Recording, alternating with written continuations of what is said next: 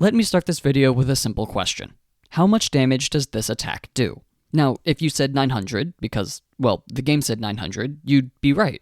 About 5% of the time. The other 95% of the times you see this move, it'll be doing noticeably less. 720 damage, 459 damage, as low as 72, going from nearly a tenth of the opponent's health to under a hundredth, and all because of combo scaling.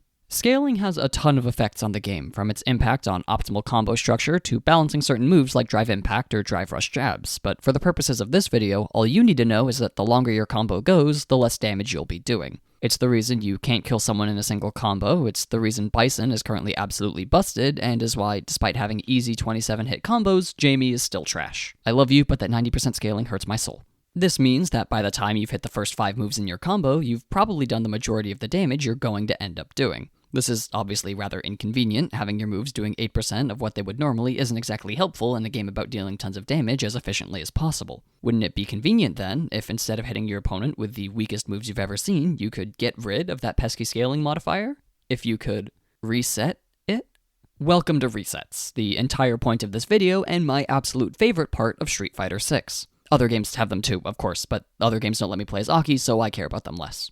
To give a quick explanation before the long explanation that is this entire video, a reset is when you drop a combo or cut it short, hoping to catch an opponent off guard, and ideally, get the opportunity to start a new combo with the scaling modifier back at 100%. Every character has a few of these, trust me, I had to gather a ton of footage for this video, and while the risk-reward changes depending on the type of reset, the most important thing to remember is that they're supposed to be a surprise. Resets aren't optimal combos that deal the most damage, they're sneaky little tricks that catch your opponent asleep at the wheel. They shouldn't be used all the time. If your opponent knows they're coming, all you're doing is giving up free damage, but if you land one successfully, it can often outright win a game for you. So how do you actually do a reset? Well, that depends on the type of reset you want to do. There are 3 different situations in which you can perform a reset, with the most common being a standing reset and the other 2 being for later. Within these reset categories, there are 4 different types of moves you can reset into, the idea being that anything that beats an opponent holding down back, the default defensive position, can be used to reset with. These 4 are overheads, side switches, drive impact, and grabs. So now that I've set up this weird little grid of reset nonsense for you without explaining any of it, I'm going to start explaining it, beginning with the most common reset you'll see in a match, the standing overhead. This is exactly what it sounds like. When doing a combo on an opponent with their feet squarely on the ground, you can throw in an overhead to catch them off guard. This is a lot simpler if you have a special move to cancel into that hits high, like Chun's Hizanshu or Banan's Dégagé. But with Drive Rush, any character can cancel into an overhead, assuming they have one in their kit. This is basically the default reset. You can do it off of any random jab. It's done with a Drive Rush cancel, which could easily be part of a standard combo, hiding the fact that you're doing a reset at all, and even if it's blocked, Drive Rush overheads are all plus on block, so despite wasting 3 bars of meter, you don't give up your turn. Overhead resets also have the unique advantage of basically being 50-50 mix-ups, even if your opponent knows what's happening. With the other resets I'm going to talk about, after your opponent sees it once, they'll probably be able to deal with it the second time, but any Drive Rush overhead can be easily swapped to a Drive Rush low, meaning if you're feeling confident, you can just loop this reset over and over, assuming you're in the opponent's head and keep winning the 50-50. It's safe-ish, almost universal, and makes sure your opponent never has the chance to relax on defense, but it's also far from the only reset available. Sideswap resets are basically the same thing, but instead of using an overhead, you use a sideswap. Unfortunately, this is super character specific. In most cases, the only way to get to the other side of an opponent is jumping over them, which is far too reactable to work as a reset. However, certain moves like Blanca's Wild Hop and Cammy's EX Spin Knuckle can bypass that. There's also Terry's really bad target combo, although you should literally never use that ever. A more common sideswap can be found in characters that have a hitbox separate from their model, like Aki or Blanca again. If you jump over your opponent right as they get hit, because you swapped sides, the direction they need to hold to block swapped as well, and depending on the setup, they won't have any time to react. Kimberly is the master of this, with her spray cans and EX Tatsu leading to all sorts of nonsense, but I'm sure JP and his portals can do something similar, and I know for a fact Blanca players do this all the time. Blanca has a lot of resets actually. He's also one of the only characters who can reverse his momentum mid-jump, leading to this nasty mix-up. Blanca scares me. If you're looking for a more universal standing reset though, look no further than Drive Impact. When I said that overhead resets were the most common kind, a few of you may have thought I was making a mistake. After all, DI resets can be seen even in bronze rank, but once you start playing in the higher levels, you don't see it as much, and that's because of how risky it is. Most side swaps and overheads won't get you punished, even if they are blocked, but if your opponent is ready for a DI, you're gonna lose half your health and way too many bars of meter. They can also only be done in the corner, as resetting into a DI won't get you anything unless it's close enough to wall splat. It also doesn't give that much damage, as the block DI will still add some scaling to the combo, and air combos tend to be a little less damaging than ground ones. However, the way DI resets are this weird combination of high risk and low reward kinda works in their favor. There's a big overlap between the ideas behind resets and drive impact. You want to use both when your opponent is least expecting them. And because it's generally not something you should ever do, it's not the hardest to catch people off guard with. Of course, the phrase high risk, low reward isn't the most appealing, but even if you only get an extra 500 damage, if that's all you needed to win, the value of that reward is,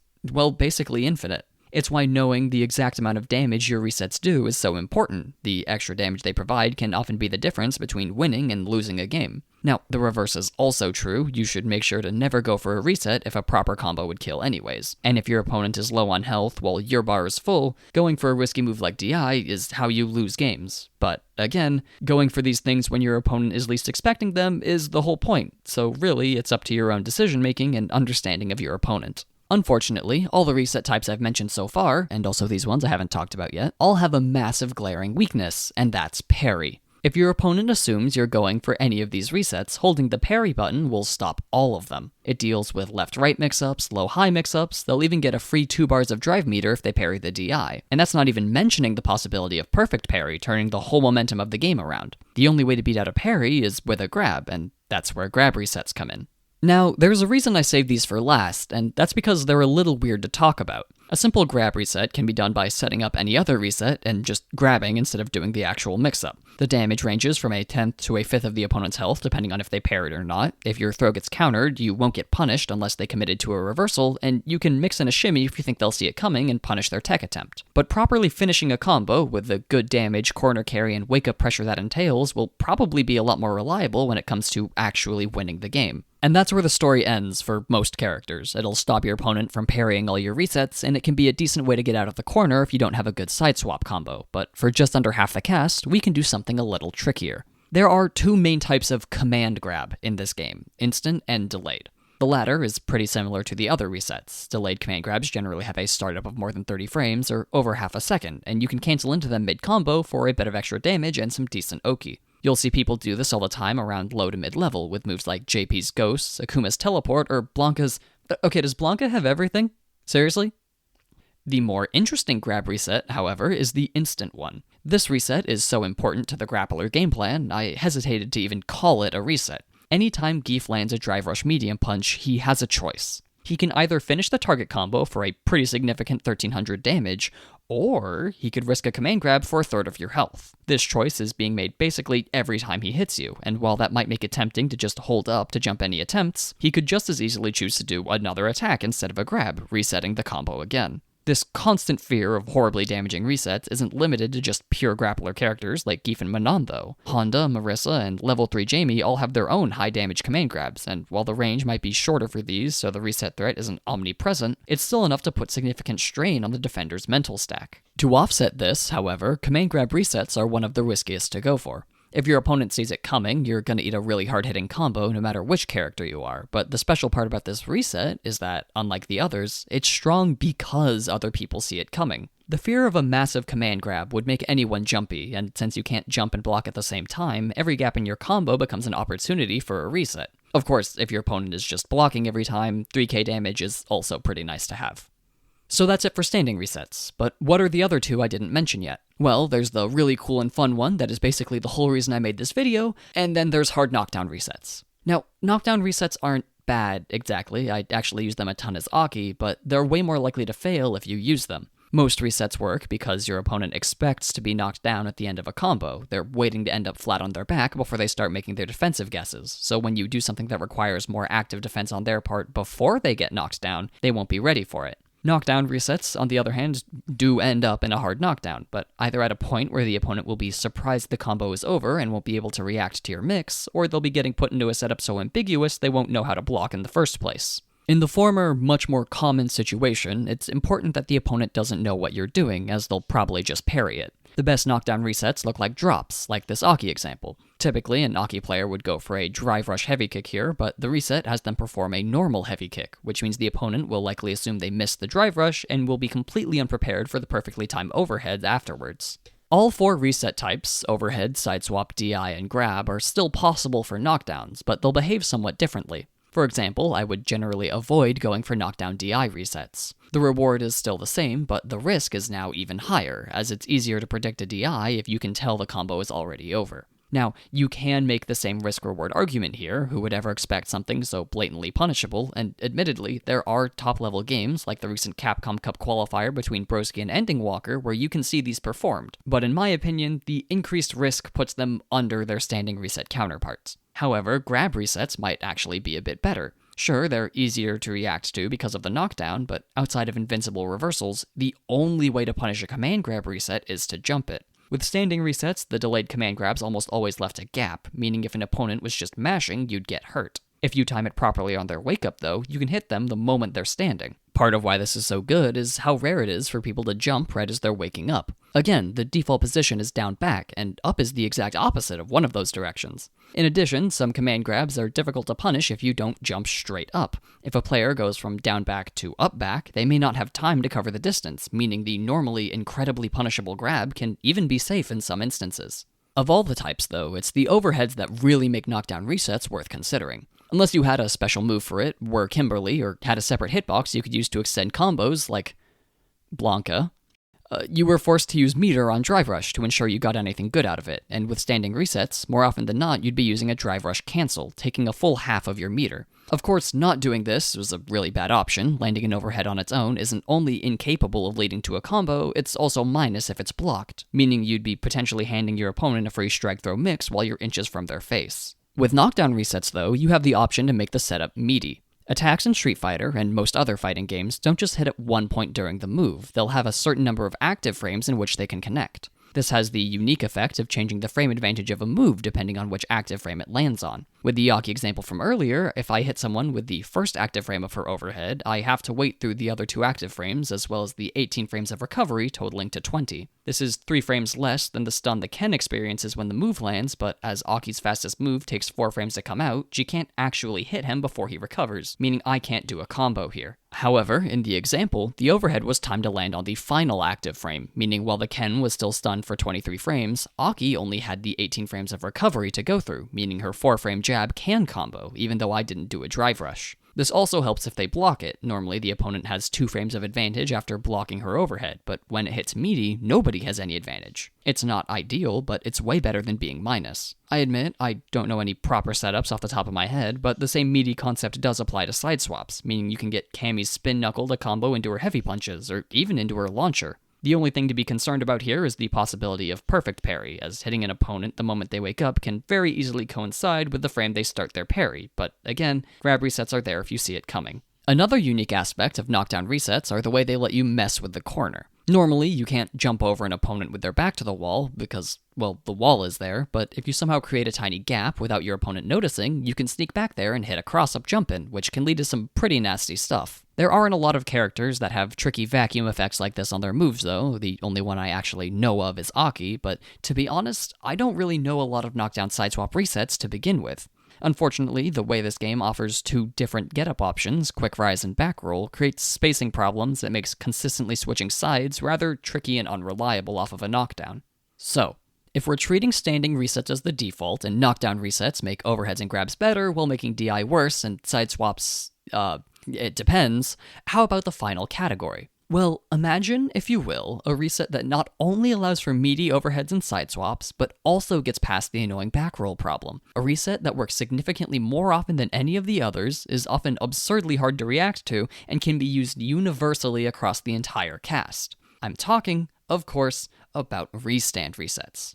But first, a quick little detour. This is Deergly. He's a great streamer, fellow Aki player, and a regular opponent of mine in Ranked, and I want you to watch through some cherry-picked moments from a match we played the other day. I swear to God, Bob, if this is you... God Wait. No!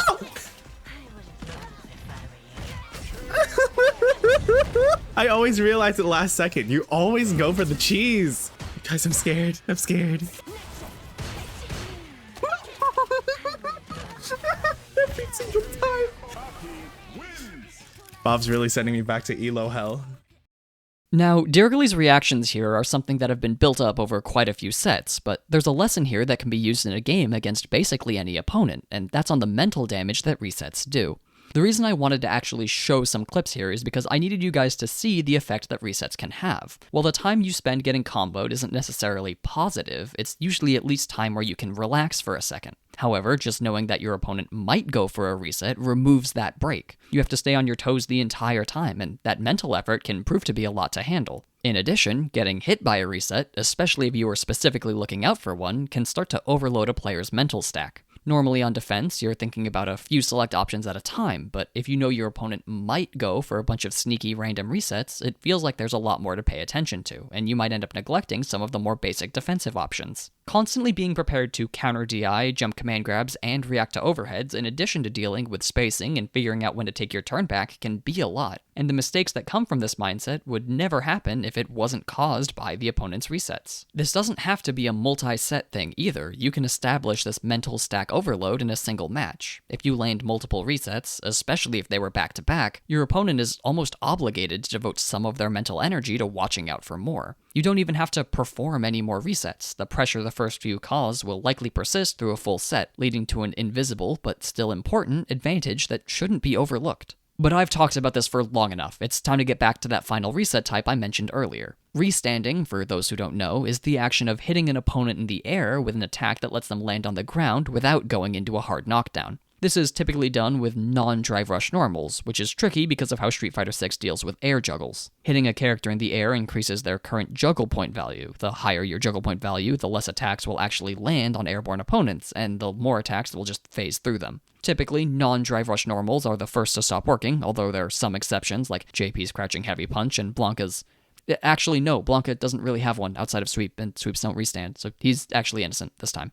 That doesn't mean he can't do restands, though. While most attacks increase your juggle point value when landed in the air, attacks done out of drive rush do not. So if an opponent is airborne and you land a few drive rush moves, your normals will still be able to connect and you can get your restand. Now, getting the opponent airborne in the first place can be tricky, as a lot of moves at launch come with their own initial juggle point values, but an almost universal solution to that is drive impact. Wall splats leave you in the air, and if you delay a drive rush hit after DI lands, they'll also end up off their feet. This offers the fun little option to reset your DI combo into another DI, and basically loop resets in the corner for as long as you can catch your opponent sleeping. Now don't get me wrong, it's still possible to get your DI resets read, but when a player is being juggled mid-air, they're typically not looking out for it. After all, a DI that lands on an airborne opponent mid-combo won't wall splat, and it's very uncommon for an airborne combo to end with anything but a hard knockdown. The same goes for grab resets. Not a lot of people are watching out for grabs when they're in the air, the one place where grabs won't hit them. More importantly though, they're just fast. You'll often be canceling off of whatever move you use to initiate the restand, so unless your opponent is paying close attention or is familiar with the route you're using, they'll only have the duration of the DI or overhead or whatever move you're using to reset with to react. Add that on top of the potential for meaty hits and the infrequency with which you see people go for these, and you have what I consider to be one of the best tools in the whole game. Making a video on resets has been weird. The whole idea behind them is that they only work if your opponent isn't familiar with them or doesn't see them coming, and I've shown basically every single one I know over the course of this video, but I don't know. I love talking about them. They're my favorite piece of tech in the game. Turning even a normal uninteractive combo into a mind game just makes playing more fun. Proving that I've learned more about the game, that I know more about it than my opponent, just feels good. And sure, if everyone went for these all the time, people would learn them all pretty quickly and they wouldn't be as good anymore. But for the time being, they're strong, they're tricky, and most importantly, they're fun. But that's also all I have to say on them. Thank you guys for the massive support on the last Street Fighter video. It's nice to see this more analytical style of video do well, and I hope I'm living up to expectations. Typical promo stuff, Twitter, Discord, Broski just qualified for Capcom Cup, so go watch him if you want to see some real Aki gameplay, and I'll catch you in the next one. See ya.